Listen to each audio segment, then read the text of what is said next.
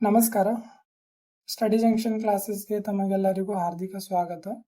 ನನ್ನ ಹೆಸರು ಸಾಗರ್ ಚವಾಣ್. ನಾವು ಸಂಪೂರ್ಣ ಭಾರತದ ಸಂವಿಧಾನ ಮತ್ತು ರಾಜಕೀಯ ಒಂದು ಮಾಸ್ಟರ್ ಕೋರ್ಸ್ಗೆ ತಮಗೆಲ್ಲರಿಗೂ ಮತ್ತೊಮ್ಮೆ ಸ್ವಾಗತ ಮಾಡ್ತೇನೆ. ಇದು ನಮ್ಮ ಕ್ಲಾಸ್ 2 ಆಗಿರೋದು. ಮೊದಲನೇ ಕ್ಲಾಸಲ್ಲಿ ನಾವು ಈ ಕೋರ್ಸ್ನ ಕಂಪ್ಲೀಟ್ ಸಿಲೆಬಸ್ ಅನ್ನು ಅರ್ಥ ಮಾಡ್ಕೊಂಡಿದ್ವಿ. ಇವತ್ತು ಈ ಕ್ಲಾಸಲ್ಲಿ ಮೊದಲನೇ ಚಾಪ್ಟರ್ನ ಡಿಸ್ಕಷನ್ ಮಾಡೋಣ. ಮೊದಲನೇ ಚಾಪ್ಟರ್ನಲ್ಲಿ ನಾವು ರಾಜಕೀಯ ವಿಜ್ಞಾನದ ಅಡಿಪಾಯ, foundation of political science. Okay, ನೋಡಿ, ಭಾರತ ಸಂವಿಧಾನವನ್ನು ನಾವು ಇಂಗ್ಲಿಷಲ್ಲಿ ಕಾನ್ಸ್ಟಿಟ್ಯೂಷನ್ ಅಂತ ಕರಿತೀವಿ. ಹಾಗಾದ್ರೆ ಈ ಕಾನ್ಸ್ಟಿಟ್ಯೂಷನ್ ಎಂಬ ಪದವು ಲ್ಯಾಟಿನ್ ಭಾಷೆಯಿಂದ ಕಾನ್ಸ್ಟಿಟ್ಯೂರ್ ಎಂಬ ಪದದಿಂದ ಬಂದಿದೆ. ಕಾನ್ಸ್ಟಿಟ್ಯೂರ್ ಎಂಬ ಪದದಿಂದ ಕಾನ್ಸ್ಟಿಟ್ಯೂಷನ್ ಎಂಬ ಪದ ಇಂಗ್ಲಿಷ್ ಪದ ಬಂದಿದೆ. ಹಾಗಾದ್ರೆ ಇದರ ಅರ್ಥ ಏನೆಂದ್ರೆ ಸ್ಥಾಪಿಸು ಅಥವಾ ಎನಿ ಕೈಂಡ್ ಆಫ್ ವ್ಯವಸ್ಥೆಯನ್ನು ರೂಪಿಸುವುದು. ಈ ಅರ್ಥವನ್ನು ಕೊಡುತ್ತದೆ. ಹಾಗಾದ್ರೆ ಅಂದರೆ ಒಂದು ದೇಶ ರಾಜಕೀಯ ಮತ್ತು ಆಡಳಿತಾತ್ಮಕ ವ್ಯವಸ್ಥೆಯನ್ನು ಹೇಗೆ ರೂಪಿಸಬೇಕು ಎಂಬ ನಿರ್ಧಾರ ಅಥವಾ ನಿರ್ಧರಿಸುವ ಒಂದು ಮೂಲಭೂತ ದಾಖಲೆಯನ್ನು ನಾವು ಸಂವಿಧಾನ ಅಂತ ಕರಿತೀವಿ. ಓವರ್ ಆಲ್ ಸಂವಿಧಾನದ ಅರ್ಥವೇನೆಂದ್ರೆ ಒಂದು ದೇಶದ ರಾಜಕೀಯ ಮತ್ತು ಆಡಳಿತಾತ್ಮಕ ವ್ಯವಸ್ಥೆಯನ್ನು ಹೇಗೆ ರೂಪಿಸಬೇಕು ಎಂಬುದನ್ನು ನಿರ್ಧರಿಸುವ ಒಂದು ಮೂಲಭೂತ ದಾಖಲೆ ಅಂತ ಕರಿತೀವಿ. ಓಕೆ, ನೆಕ್ಸ್ಟ್, ಹಾಗಾದ್ರೆ ಒಂದು ದೇಶವನ್ನು ಯಾವ ತತ್ವದ ಆಧಾರ ಮೇಲೆ ಆಡಳಿತ ನಡೆಸಬೇಕು, ಸರ್ಕಾರದ ರಚನೆ ಹೇಗಿರಬೇಕು ಮತ್ತು ಸರ್ಕಾರದ ಅಧಿಕಾರಗಳಾವು, ನಾಗರಿಕರ ಹಕ್ಕುಗಳು ಮತ್ತು ಸರ್ಕಾರದ ಅಧಿಕಾರಕ್ಕೆ ಇರುವ ಮಿತಿಗಳು ಯಾವುದು ಎಂಬುದನ್ನು, ಈ ಎಲ್ಲವನ್ನು ನಿರ್ಧರಿಸುವ ಮೂಲಭೂತ ನಿಯಮವನ್ನು ನಾವು ಸಂವಿಧಾನ ಅಂತ ಕರಿತೀವಿ. ಐ ಹೋಪ್ ಅಂಡರ್ಸ್ಟ್ಯಾಂಡ್ ಆಗಿದೆ ಅನ್ಕೋತೀನಿ. ಹಾಗಾದ್ರೆ ಯಾವುದೇ ದೇಶಕ್ಕೆ, ಭಾರತ ಅಂತೆ ಒಂದೇ ಅಲ್ಲ, ಯಾವುದೇ ದೇಶಕ್ಕೆ ಸಂವಿಧಾನ ಯಾಕೆ ಬೇಕು, ವೈ ಇಟ್ ಈಸ್ ಇಂಪಾರ್ಟೆಂಟ್, ಯಾವುದೇ ದೇಶಕ್ಕೆ ಸಂವಿಧಾನ ಯಾಕೆ ಬೇಕು, ಸಂವಿಧಾನ ಇರಲಿಲ್ಲ ಅಂದ್ರೆ ನಡೆಯಲ್ವಾ? ಹೌದು, ನಡೆಯುವುದೇ ಇಲ್ಲ. ಸಂವಿಧಾನ ಯಾಕೆ ಬೇಕು ಅನ್ನೋದನ್ನು ಒಂದು ಎಕ್ಸಾಂಪಲ್ ಮುಖಾಂತರ ನಿಮಗೆ ತಿಳಿಸ್ತೀನಿ. ನೋಡಿ, ಈಗ ಇಮ್ಯಾಜಿನ್ ಮಾಡಿ, ನೀವೊಂದು ಸ್ಕೂಲ್ ಕಟ್ಟಿಸ್ತಾ ಇದ್ದೀರಿ. ಒಂದು ಸ್ಕೂಲ್ ಕಟ್ಟಿಸಿರಿ. ಆ ಸ್ಕೂಲ್ನಲ್ಲಿ ಎಲ್ಲ ಫೆಸಿಲಿಟಿ ಇದೆ. ಏನೇನಂದ್ರೆ ಒಳ್ಳೆ ಇನ್ಫ್ರಾಸ್ಟ್ರಕ್ಚರ್ ಇದೆ, ಟೀಚರ್ಸ್ ಇದ್ದಾರೆ, ಪ್ರಿನ್ಸಿಪಲ್ಸ್ ಇದ್ದಾರೆ, ಕ್ಲಾಸ್ ರೂಮ್ಸ್ ಇದ್ದಾವೆ, ಎಲ್ಲವೂ ಇದೆ, ಏನು ತೊಂದರೆ ಇಲ್ಲ. ಆದ್ರೆ ಒಂದು ಮಾತ್ರ ಇಲ್ಲ, ಆ ಸ್ಕೂಲ್ಗೆ ನಿಯಮಗಳು ಇಲ್ಲ. ಹಾಗಾದ್ರೆ ಆ ಸ್ಕೂಲ್ ನಡೆಯುತ್ತಾ, ಸಕ್ಸಸ್ಫುಲ್ ಆಗಿ ನಡೆಯುತ್ತಾ? ಸಾಧ್ಯನೇ ಇಲ್ಲ. ಅದೇ ಒಂದು ಎಕ್ಸಾಂಪಲ್ ದೇಶಕ್ಕೆ ಅಪ್ಲೈ ಮಾಡಿ. ದೇಶದಲ್ಲಿ ಸರ್ಕಾರವಿದೆ, ಕಾನೂನು ವ್ಯವಸ್ಥೆ ಇದೆ ಮತ್ತು ಶಾಸಕಾಂಗ, ಕಾರ್ಯಾಂಗ, ನ್ಯಾಯಾಂಗ ಎಲ್ಲವೂ ಇದೆ. ಆದ್ರೆ ಅವುಗಳಿಗೆ ನಿಯಮಗಳೇ ಇಲ್ಲದಿದ್ದರೆ ನಮ್ಮ ದೇಶ ನಡೆಯುತ್ತಾ? ಇಲ್ಲ, ನಡೆಯಂಗಿಲ್ಲ. ಯಾಕೆ ಇಂಪಾರ್ಟೆಂಟ್ ಅಂದ್ರೆ ಸರ್ಕಾರದ ಕಾರ್ಯ ಏನು, ಆ ಸರ್ಕಾರ ನಡೆಸಬೇಕಾದ್ರೆ ಏನೇನ್ ನೀತಿ ನಿಯಮಗಳು ಇರಬೇಕು ಮತ್ತು ಕಾನೂನಿನ ನೀತಿ ನಿಯಮಗಳು, ಕಾನೂನಿನ ಒಂದು ಲಿಮಿಟ್ಸ್ಗಳು ಮತ್ತು ಕಾನೂನಿನ ಅಧಿಕಾರಗಳು, ಸಮಾಜದಲ್ಲಿ ನಾಗರಿಕರಿಗೆ ಯಾವ ಹಕ್ಕುಗಳನ್ನು ನೀಡಿದಾವೆ, ಯಾವ ಕರ್ತವ್ಯಗಳು ಇವೆ. ಈ ಎಲ್ಲ ಬೇಸಿಕ್ ಥಿಂಗ್ಸ್ ಅನ್ನು ಅರ್ಥ ಮಾಡ್ಕೊಳ್ಬೇಕಾದ್ರೆ ನಮ್ಮ ಸಂವಿಧಾನದಲ್ಲಿ ಮೆನ್ಷನ್ ಮಾಡಿದ್ದಾರೆ. ಓಕೆ, ನಮ್ಮ ಸಂವಿಧಾನ ತುಂಬಾ ಇಂಪಾರ್ಟೆಂಟ್ ಆಗಿದೆ. ಐ ಹೋಪ್ ಅರ್ಥ ಆಗಿದೆ ಅನ್ಕೋತೀನಿ. ನೆಕ್ಸ್ಟ್, ರಾಷ್ಟ್ರ ಮತ್ತು ರಾಜ್ಯ, ದೇಶ, ಸರ್ಕಾರ, ಸಾರ್ವಭೌಮತ್ವ. ಈ 5 ಪದ ಏನಿದಾವಲ್ಲ, ಇದು 5 ಪದಗಳು ನಾವು ಸಂವಿಧಾನದಲ್ಲಿ ಪದೇ ಅನ್ನು ನೋಡುತ್ತೀವಿ. ಆದ್ದರಿಂದ ಫಸ್ಟ್ ನಾವು ಈ ಪದದ ಅರ್ಥವನ್ನ, ಸಿಂಪಲ್ ಡೆಫಿನಿಷನ್ ಅನ್ನ ಅರ್ಥ ಮಾಡ್ಕೊಳ್ಳೋಣ. ಓಕೆ, ರಾಜ್ಯ ಅಂದ್ರೆ ಏನು, ಒಂದು ರಾಜ್ಯ ಆಗ್ಬೇಕಾದ್ರೆ ಏನೇನ್ ಥಿಂಗ್ಸ್ ಬೇಕು. ಓಕೆ, ಒಂದು ನಿಶ್ಚಿತ ಭೂಪ್ರದೇಶದಲ್ಲಿ ವಾಸಿಸುವ ಜನರ ಒಂದು ಸಂಘಟಿತ ಸರ್ಕಾರದ ಅಧೀನದಲ್ಲಿ ಆಂತರಿಕ ಮತ್ತು ಬಾಹ್ಯ ಸಾರ್ವಭೌಮವನ್ನು ಹೊಂದಿದ್ದರೆ ಅದನ್ನು ರಾಜ್ಯ ಅಂತ ನಾವು ಕರಿತೀವಿ. ಹಾಗಾದ್ರೆ ರಾಜ್ಯ ಆಗ್ಬೇಕಾದ್ರೆ ಅದಕ್ಕೆ ಯಾವ್ದಾವ್ದು ಅಂಶಗಳನ್ನು ಬೇಕು? ಫಸ್ಟ್, ಜನಸಂಖ್ಯೆ ಬೇಕು, ನಿಶ್ಚಿತ ಭೂಪ್ರದೇಶ, ಸರ್ಕಾರ, ಸಾರ್ವಭೌಮತ್ವ. ಈ 4 ಥಿಂಗ್ಸ್ ಒಂದು ರಾಜ್ಯಕ್ಕೆ ತುಂಬಾ ಇಂಪಾರ್ಟೆಂಟ್ ಆಗಿದೆ.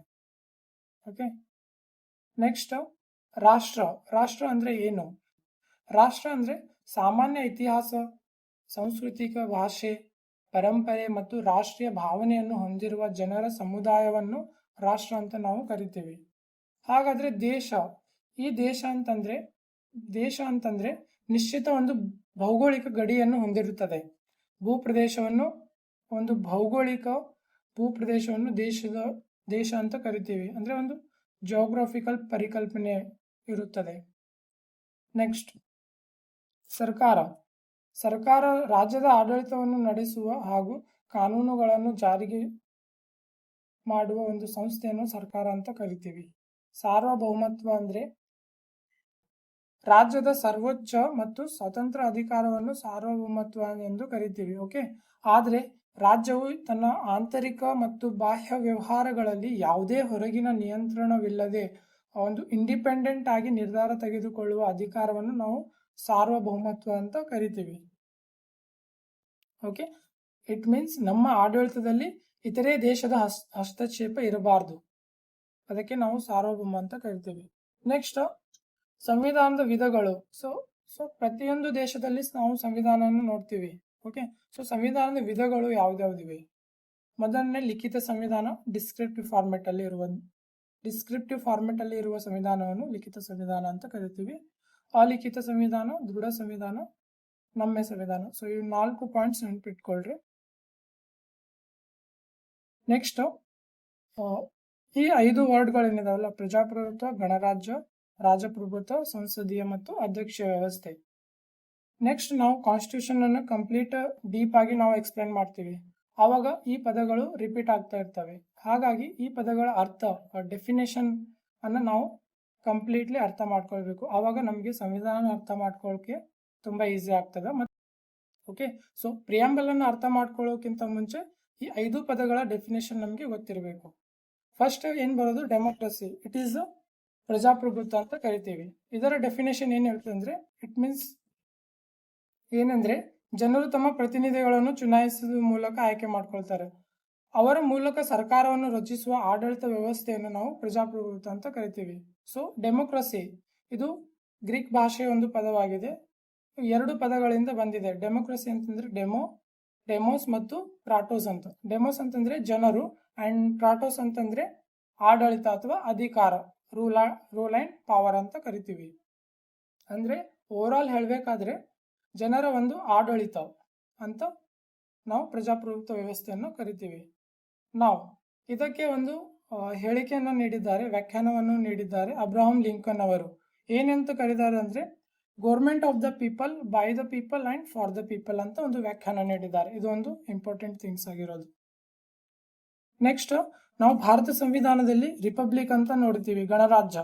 ಹಾಗಾದ್ರೆ ಇದರ ಡೆಫಿನೇಷನ್ ಏನಂದ್ರೆ, ರಾಜ್ಯದ ಮುಖ್ಯಸ್ಥನು, ಹೆಡ್ ಆಫ್ ದ ಸ್ಟೇಟ್, ಅವನ ವಂಶ ಪಾರಂಪರ್ಯದಿಂದ ಅಲ್ಲದೆ ಚುನಾವಣೆ ಅಥವಾ ಚುನಾವಣಾ ಪ್ರಕ್ರಿಯೆ ಮೂಲಕ ಅಧಿಕಾರಕ್ಕೆ ಬರುವ ಒಂದು ಆಡಳಿತ ವ್ಯವಸ್ಥೆಯನ್ನು ಗಣರಾಜ್ಯ ಅಂತ ಕರಿತೀವಿ. ಅಂದ್ರೆ by the process of election ಮುಖಾಂತರ ಆಡಳಿತದಲ್ಲಿ ಬರುವ ಒಂದು ಪ್ರೊಸೆಸ್ ಅನ್ನು ನಾವು ಗಣರಾಜ್ಯ ಅಂತ ಕರಿತೀವಿ. ನೆಕ್ಸ್ಟ್, ಇಲ್ಲಿ ಇಂಪಾರ್ಟೆಂಟ್ ಥಿಂಗ್ಸ್ ಏನಂದ್ರೆ, ಭಾರತದಲ್ಲಿ ಹೆಡ್ ಆಫ್ ದ ಸ್ಟೇಟ್ ಯಾರು? ರಾಷ್ಟ್ರಪತಿ. ಓಕೆ, ಸೊ ಈ ರಾಷ್ಟ್ರಪತಿ ಎಲೆಕ್ಟ್ರಲ್ ಕಾಲೇಜ್ ಮುಖಾಂತರ ಆಯ್ಕೆಯಾಗಿ ಬರುತ್ತಾರೆ. ಅಂದ್ರೆ ರಾಷ್ಟ್ರಪತಿಗೆ ಆಯ್ಕೆ ಮಾಡ್ತಾರೆ. ಓಕೆ, ಆದ್ದರಿಂದ ಭಾರತವು ಒಂದು ಕೂಡ ಗಣರಾಜ್ಯ ರಾಷ್ಟ್ರವಾಗಿದೆ ಅಂತ ನೆನಪಿಟ್ಕೊಳ್ಬೇಕು. ನೆಕ್ಸ್ಟ್, ರಾಜಪ್ರಭುತ್ವ ಅಂದ್ರೆ ರಾಜ್ಯದ ಮುಖ್ಯಸ್ಥನ ಹುದ್ದೆಯನ್ನು ವಂಶ ಪಾರಂಪರ್ಯವಾಗಿ ಒಂದೇ ರಾಜಮನೆತನದಲ್ಲಿ ಮುಂದುವರಿಯುವ ಆಡಳಿತ ವ್ಯವಸ್ಥೆಯನ್ನು ರಾಜಪ್ರಭುತ್ವ ಅಂತ ಕರಿತೀವಿ. ಅಂದ್ರೆ ವಂಶ ಪಾರಂಪರಿಕವಾಗಿ ಆಡಳಿತ ವ್ಯವಸ್ಥೆಯಲ್ಲಿ ಪಾಲ್ಗೊಳ್ಳುವ ಒಂದು ಆಡಳಿತ ವ್ಯವಸ್ಥೆ. ನೆಕ್ಸ್ಟ್,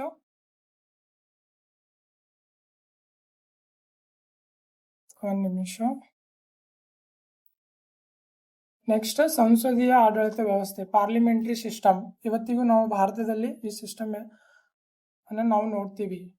ಯಾವ ಸಂಸದೀಯ ಆಡಳಿತ ವ್ಯವಸ್ಥೆಯಲ್ಲಿ 3 ಬಾಡೀಸ್ ಬರ್ತವೆ: ಕಾರ್ಯಾಂಗ, ಶಾಸಕಾಂಗ ಮತ್ತು ಇನ್ನೊಂದು ಯಾವುದು? ನ್ಯಾಯಾಂಗ. ಕಾರ್ಯಾಂಗ, ಶಾಸಕಾಂಗ, ನ್ಯಾಯಾಂಗ. ಈ 3 ಬಾಡೀಸ್ ನಾವು ಪಾರ್ಲಿಮೆಂಟರಿ ಸಿಸ್ಟಮ್ ಅಲ್ಲಿ ನೋಡ್ತೀವಿ. ಇನ್ನು ಕ್ಯಾಬಿನೆಟ್ ಸಿಸ್ಟಮ್ ಅಥವಾ ವೆಸ್ಟ್ ಮಿನಿಸ್ಟರ್ ಸಿಸ್ಟಮ್ ಮೋಡ್ ಕೂಡ ಅಂತ ಕರಿತೀವಿ. ನೆಕ್ಸ್ಟ್, ಅಧ್ಯಕ್ಷೀಯ ಆಡಳಿತ ವ್ಯವಸ್ಥೆ, ಪ್ರೆಸಿಡೆಂಟಲ್ ಸಿಸ್ಟಮ್. ಅಧ್ಯಕ್ಷನೇ ರಾಷ್ಟ್ರದ ಮುಖ್ಯಸ್ಥ. ಮೀನ್ಸ್ ಅಧ್ಯಕ್ಷನೇ ರಾಷ್ಟ್ರದ ಮುಖ್ಯಸ್ಥ ಆಗಿರ್ತಾನ ಮತ್ತು ಸರ್ಕಾರದ ಮುಖ್ಯಸ್ಥನು ಕೂಡ ಅಧ್ಯಕ್ಷ ಆಗಿರ್ತಾನ. ಹಾಗೂ ಕಾರ್ಯಾಂಗವು ಶಾಸಕಾಂಗ ರಾಜಕೀಯವಾಗಿ ಜವಾಬ್ದಾರಿಯಾಗಿರದ ಆಡಳಿತ ವ್ಯವಸ್ಥೆಯನ್ನು ಅಧ್ಯಕ್ಷೀಯ ವ್ಯವಸ್ಥೆ ಅಂತ ನಾವು ಕರಿತೀವಿ. ನೆಕ್ಸ್ಟ್, ಸಂವಿಧಾನಿಕತೆ, ಸೀಮಿತ ಸರ್ಕಾರ, ಅಧಿಕಾರಗಳ ಪ್ರತ್ಯೇಕತೆ, ಪರಿಶೀಲನೆಗಳು ಮತ್ತು ಸಮತೋಲನಗಳು. ಓಕೆ, ಸೊ ಇಲ್ಲಿ ಸಂವಿಧಾನಿಕತೆ ಮತ್ತು ಸಂವಿಧಾನಕ್ಕೆ ತುಂಬಾ ಡಿಫ್ರೆನ್ಸ್ ಇದೆ, ವೇರಿಯಸ್ ಡಿಫ್ರೆನ್ಸ್. ಸಂವಿಧಾನಿಕತೆ ಅಂತಂದ್ರೆ ಸರ್ಕಾರವು ತನ್ನ ಅಧಿಕಾರಗಳನ್ನು ಸಂವಿಧಾನದ ಮಿತಿಯೊಳಗೆ ಅಂಡರ್ ದ ಕಾನ್ಸ್ಟಿಟ್ಯೂಷನ್ ಕಾನೂನಿನ ಆಳ್ವಿಕೆಯ ಪ್ರಕಾರ ಬಳಸುವ ತತ್ವವನ್ನು ಸಂವಿಧಾನಿಕತೆ ಅಂತ ಕರಿತೀವಿ, ಕಾನ್ಸ್ಟಿಟ್ಯೂಷನಲಿಸಮ್ ಅಂತ ಕರಿತೀವಿ. ನೆಕ್ಸ್ಟ್, ಸೀಮಿತ ಸರ್ಕಾರ, ಲಿಮಿಟೆಡ್ ಗೌರ್ಮೆಂಟ್. ಪ್ರಜಾಪ್ರಭುತ್ವದಲ್ಲಿ ಸರ್ಕಾರಕ್ಕೆ ಒಂದು ಅಧಿಕಾರ ನೀಡಲಾಗುತ್ತದೆ, ಆದರೆ ಅಧಿಕಾರ ಒಂದು ಲಿಮಿಟೆಡ್ ಆಗಿರ್ತದೆ.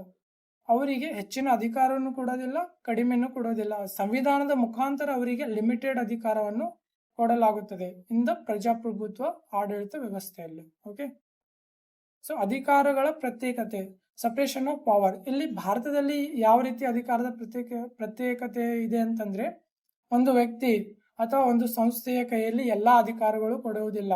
ಇಟ್ ಮೀನ್ಸ್ ನ್ಯಾಯಾಂಗ ಒಂದು ಸಪರೇಟ್ ಬಾಡಿ ಇದೆ, ಕಾರ್ಯಾಂಗ ಸಪರೇಟ್ ಇದೆ ಮತ್ತು ಶಾಸಕಾಂಗ ಸಪರೇಟ್ ಬಾಡೀಸ್ ಇದೆ. ಸೊ ಈ 3 ಅಂಗಗಳು ಸಪರೇಟ್ ಆಗಿ ಒಂದು ಆಡಳಿತ ನಡೆಸುತ್ತದೆ. ಆದರೆ ಪರಿಶೀಲನೆಗಳು ಮತ್ತು ಸಮತೋಲನೆಗಳು ಅಂತ ಬಂದಾಗ, ಚೆಕ್ ಅಂಡ್ ಬ್ಯಾಲೆನ್ಸ್ ಅಂತ ಬಂದಾಗ, ಈ 3 ಬಾಡೀಸ್ಗಳು, ಸರ್ಕಾರದ ಒಂದು ಅಂಗವು ಮತ್ತೊಂದು ಒಂದು ಅಂಗ ಇಟ್ ಮೀನ್ಸ್ ಶಾಸಕಾಂಗ ಇದೆ ಅಂತ ಅಂದ್ಕೊಳ್ಳಿ ಮತ್ತು ಕಾರ್ಯಾಂಗ ಇದೆ ಅಂತ ಅಂದ್ಕೊಳ್ಳಿ, ಆ 2 ಅಂಗದ ಅಧಿಕಾರಗಳು ಪರಿಶೀಲನೆ ಮತ್ತು ಸಮತೋಲನೆ ಮಾಡುವ ವ್ಯವಸ್ಥೆಯನ್ನು ಮೀನ್ಸ್ 2 ಅಂಗಗಳನ್ನು ಒಂದು ಎಕ್ಸ್ಪ್ಲೇನ್ ಮಾಡುವ ಮೂಲಕ, ಚೆಕ್ ಅಥವಾ ಬ್ಯಾಲೆನ್ಸ್ ಮಾಡುವ ಮೂಲಕ ಪರಿಶೀಲನೆ ಮತ್ತು ಸಮತೋಲನೆಯನ್ನು ಕಾಯ್ದುಕೊಳ್ಳುತ್ತದೆ.